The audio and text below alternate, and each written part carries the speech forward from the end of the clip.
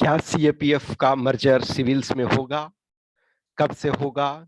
ये डिबेट लंबे समय से चलता आ रहा है। इनफैक्ट जब से मैंने एस्पिरेंट्स को प्रिपरेशन करवाना स्टार्ट किया, तब से ही हर बार ये क्वेश्चन पूछा जाता है कि सर सिविल्स में मर्ज कब होगा, क्या नेक्स्ट ईयर से हो जाएगा, नेक्स्ट टू नेक्स्ट ईयर से हो जाएगा। और ये इसी ढंग से चल रहा है। और जो ये डिबेट में पार्टिसिपेट कर रहे हैं मेजोरिटी 99% इन द सेंस की जो वही कैंडिडेट मैक्सिमम होते हैं ऑलमोस्ट, जो कि एक्चुअल में क्वालिफाई नहीं करने वाले होते हैं, वो सबसे ज्यादा डिबेट में पार्टिसिपेट करते हैं। जो सिलेक्शन होने वाले होते हैं जिनके, तो वो सेम पैटर्न पे प्रिपरेशन करते रहते हैं। उनको लगता है ठीक है, जब चेंज होगा तो सबके लिए होगा, चेंज होगा रैंडम नहीं होगा, वो आपको बता करके होगा कि यस अब चेंज होने वाला है, नेक्स्ट ईयर चेंज होने वाला है। सोचो, अब देखा जाए तो नेक्स्ट ईयर का आपका एग्जाम जो है 6 अगस्त को 23 वाला एग्जाम होना है। 23 वाला एग्जाम अगस्त 6 अगस्त में वाला है। और 4 मई को आपका नोटिफिकेशन आ गया। इन द सेंस की 15 मंथ्स एग्जाम के पहले आपको पता चल गया कि इस डेट को एग्जाम होने वाला है।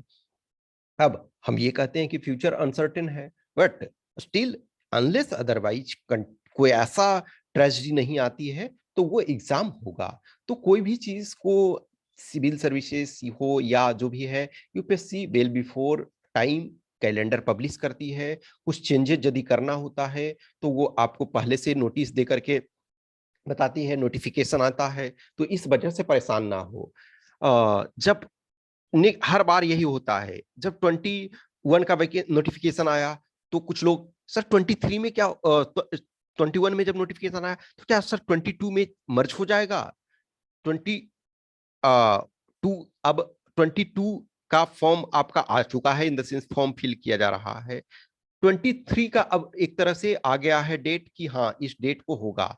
अब कुछ कैंडिडेट, सर क्या 24 में मर्ज होगा? डियर, आप 5 इयर्स प्लान पे क्यों वर्क कर रहे हो? यदि चेंज होगा तो 1 year, 10 months, 5 months, 6 month before जरूर बताएंगे।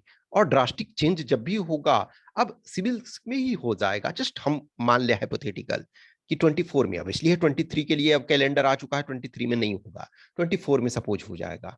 तो रैंडम तो नहीं ना आपको पता चलेगा कि अच्छा ऐसा है कि 20 मिनट में आपको एग्जाम देने के लिए निकलना है। नहीं, आपको 10 मंथ्स, 15 मंथ्स, 12 मंथ्स पहले यदि पता चल रहा है तो आप अपने को चेंज कर सकते हो। यदि आपने एनसीईआरटी को प्रॉपर तरीका से पढ़ा तो क्या सिविल सर्विसेज वाले को एनसीईआरटी को दूसरे एनसीईआरटी पढ़ना पड़ता है? नहीं, वही एनसीईआरटी पढ़ना पड़ता है।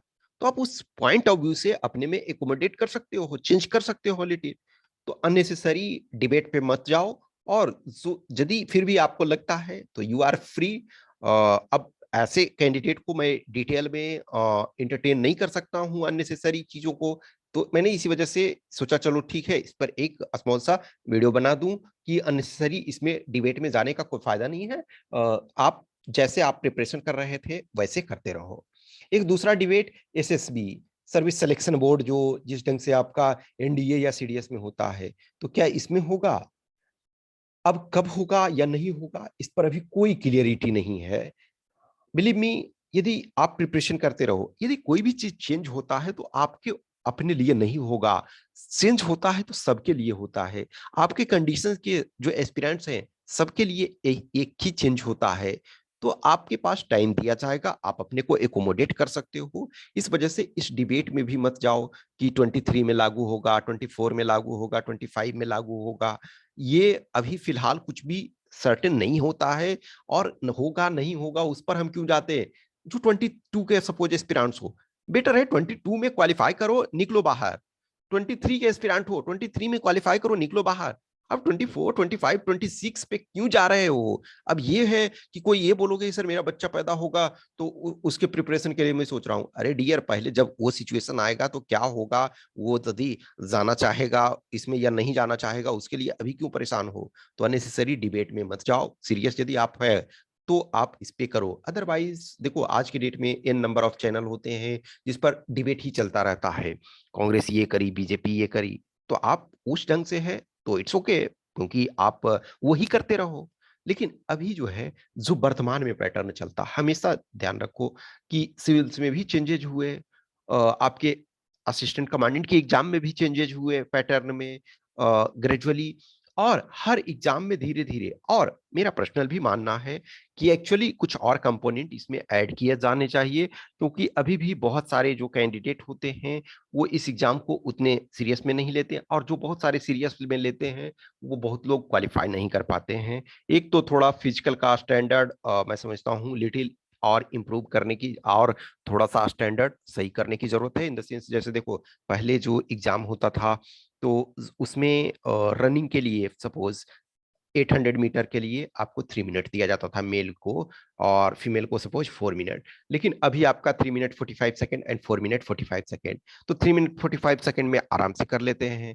तो लिटिल फिजिकल स्टैंडर्ड को और बढ़ाना चाहिए रनिंग के लिए वगैरह, या फिर आप कुछ और चीजों को इवेंट्स को ऐड कर सकते हो, तो ये कर सकते हो। तो सीरियस जो कैंडिडेट है फिजिकल मेंटल अलर्टनेस, ये कुछ और, अब ऐसा नहीं है एसएसबी जैसे कुछ कंपोनेंट कर सकते हो।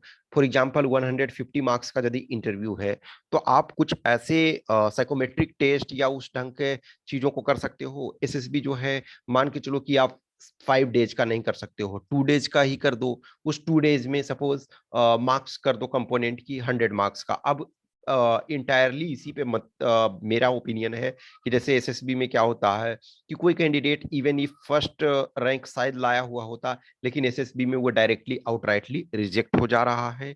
तो अभी भी जैसे आपका फिजिकल वाले में आप भी आउटराइटली रिजेक्ट हो जा रहे हो, लेकिन जो एसएसबी है तो मैं समझता हूँ कि इसमें कुछ कंपोनेंट जो हो उसके कुछ मार्क्स होने चाहिए, कि ये कंपोनेंट है इसके 100 मार्क्स, इसके 50 मार्क्स, ये होने चाहिए। यदि ये चीज होता है तो ये ज्यादा सही रहेगा। ठीक है। लेकिन अभी वर्तमान में जो कंटेक्स्ट चल रहा है, जो सिचुएशन चल रहा है, आप आराम से उस पर प्रिपरेशन करते रहो, उसी स्टैंडर्ड पे प्रिपरेशन करो। ओके। तो गार्बेज में कलेक्ट करने में मत जाओ, क्वालिफाई करना आपका सबसे इंपॉर्टेंट है। फिर भी कुछ भी क्वेश्चंस डाउट रहता है तो आप पर्सनल मैसेज हमें कर सकते हो, लेकिन अननेसेसरी चीजों को मैसेज मत करो। ओके। Thank you.